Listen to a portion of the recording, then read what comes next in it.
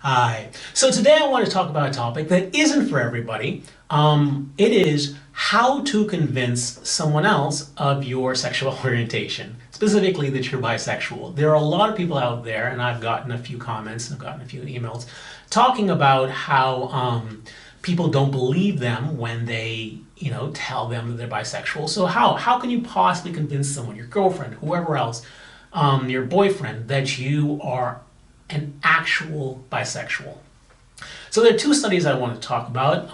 One on determining whose expert opinion can you trust, because there's a lot of people out there give opinions. So there was this research done determining how can you tell who is giving accurate information, who isn't. It turns out that the person whose information you can trust more often is the person who gives the most detail on a topic. So if you're asking someone, how does the Earth rotate around the sun? And the one person says, forces. Okay.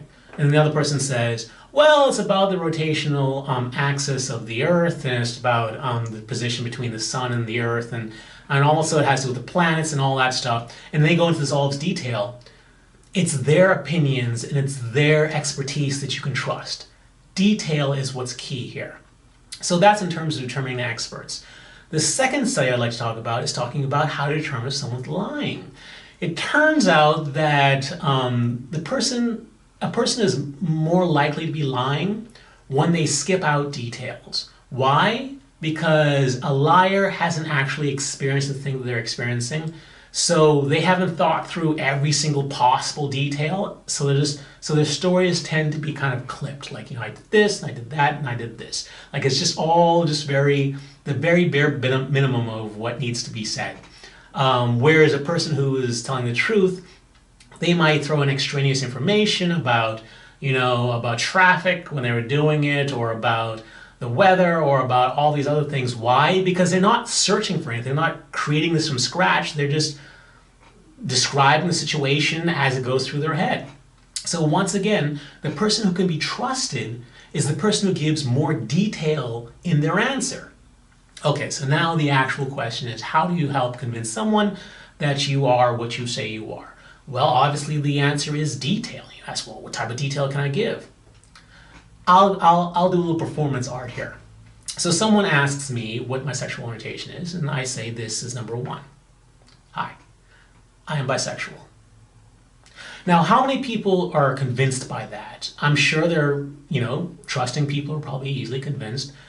People who are a little slightly less than trusting probably may be convinced, but skeptics, okay, they'll just go, yeah, okay, whatever, right, whatever. Now, how convincing is this? Hi, I am a mostly straight, monogamous bisexual who occasionally has sex with guys because it's convenient. Now, which of those two things do you think is more convincing to a skeptic? The one who just said one basic word which could really mean anything, or a person who's gone into detail about it?